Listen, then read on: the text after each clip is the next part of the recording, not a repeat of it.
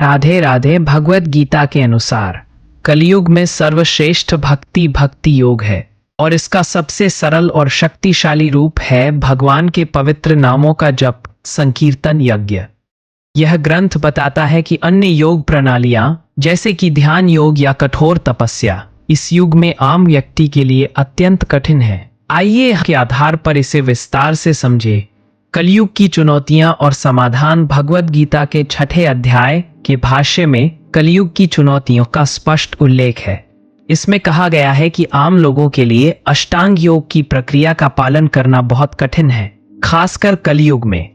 ग्रंथ के अनुसार इस युग में लोग अल्पायु, आध्यात्मिक उन्नति में धीमे और विभिन्न चिंताओं से हमेशा परेशान रहते हैं। इन चुनौतियों को देखते हुए शास्त्र एक सरल और सुलभ मार्ग प्रदान करते हैं। 6ठे अध्याय के तात्पर्य में बृहन नारदीय पुराण का एक महत्वपूर्ण श्लोक उद्धृत किया गया है। हरेर नाम हरेर नामेव केवलम कलौ नास्त्य एव नास्त्य एव गतिर अन्यथा। इसका अर्थ है, इस कलह और पाखंड के युग में उद्धार का एकमात्र साधन भगवान के पवित्र नाम का जप करना है। कोई दूसरा रास्ता नहीं है, कोई दूसरा रास्ता नहीं है, कोई दूसरा रास्ता नहीं है। यह श्लोक स्पष्ट रूप से स्थापित करता है कि कलयुग के लिए नाम जप ही एकमात्र और सर्वोच्च साधन है। संकीर्तन यज्ञ। कलयुग का धर्म भगवत गीता यज्ञ करने के महत्व पर जोर देती है, लेकिन यह भी बताती है कि युग के अनुसार यज्ञ का रूप बदल जाता है। कलयुग के लिए अनुशंसित यज्ञ संकीर्तन यज्ञ है, सबसे सरल और श्रेष्ठ यज्ञ। ग्रंथ के अनुसार इस युग के लिए संकीर्तन यज्ञ सबसे अच्छा और सबसे सस्ता यज्ञ है। हर कोई इसे अपना सकता है और लाभ प्राप्त कर सकता है।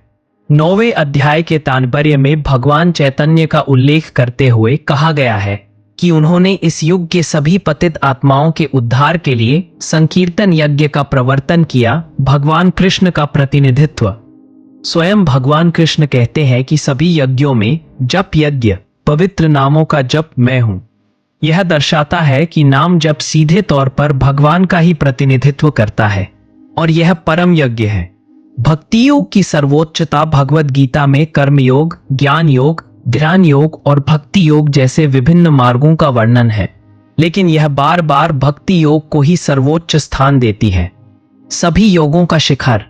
6ठे अध्याय के अंतिम श्लोक 1.47 में भगवान कृष्ण कहते हैं, और सभी योगियों में से वह जो बड़ी श्रद्धा के साथ हमेशा मुझमें वास करता है, अपनी दिव्य प्रेममयी सेवा में मेरी पूजा करता है, वह योग में मुझसे सबसे अधिक अंतरंग रूप से जुड़ा हुआ है और सभी में सर्वोच्च है। इसके तात्पर्य में समझाया गया है कि भक्ति योग सभी प्रकार की योग पद्धतियों का चरमोत्कर्ष है। कर्म योग से लेकर भक्ति योग तक की यात्रा आत्म साक्षात्कार का एक लंबा मार्ग है, जिसमें भक्ति योग ही अंतिम लक्ष्य है। प्रत्यक्ष और सरल विधि।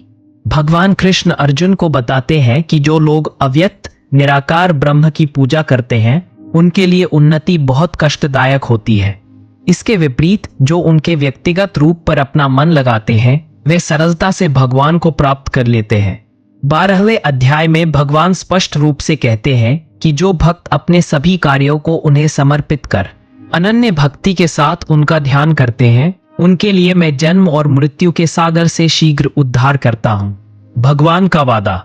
भगवान अपने भक्तों से वादा करते हैं कि जो कोई भी अविचल भाव से उनका स्मरण करता है, उसके लिए वे सुलभ है।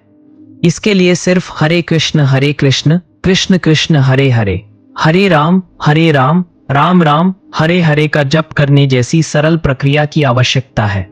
स्रोत 300। कलयुग में सर्वश्रेष्ठ भक्ति का अभ्यास कैसे करें? ग्रंथ के अनुसार कलयुग में सर्वश्रेष्ठ भक्ति का अभ्यास करने की प्रक्रिया बहुत सीधी और सरल है। श्रद्धा के साथ सुनना और जप करना। श्रवणं कीर्तनम। भक्ति योग की शुरुआत अधिकारियों से सुनने की प्रक्रिया से होती है। भगवान कृष्ण अर्जुन से कहते हैं, मुझसे सुनो। एक प्रामाणिक आध्यात्मिक गुरु के मार्गदर्शन में और भक्तों के संग में भगवान की महिमा को सुनना और उनके पवित्र नामों पर निरंतर जप करना इस युग का मुख्य अभ्यास है। मानसिक एकाग्रता। जप के माध्यम से मन को भगवान कृष्ण के रूप पर केंद्रित करना चाहिए।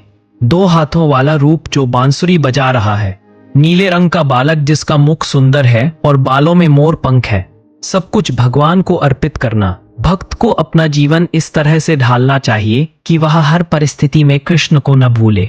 जो भी कार्य करे, जो भी भोजन करे, जो भी दान दे या जो भी तपस्या करे, वह सब भगवान को अर्पण के रूप में किया जाना चाहिए। सभी के लिए सुलभ। यह मार्ग किसी विशेष वर्ग, जाति या लिंग तक सीमित नहीं है। भगवान कृष्ण कहते हैं, हे पृथा पुत्र, जो मेरी शरण लेते हैं वे चाहे निम्न जन्म के हों, स्त्रियों, वैश्य, व्यापारी या शूद्र, श्रमिक, वे भी परम गंतव्य को प्राप्त कर सकते हैं।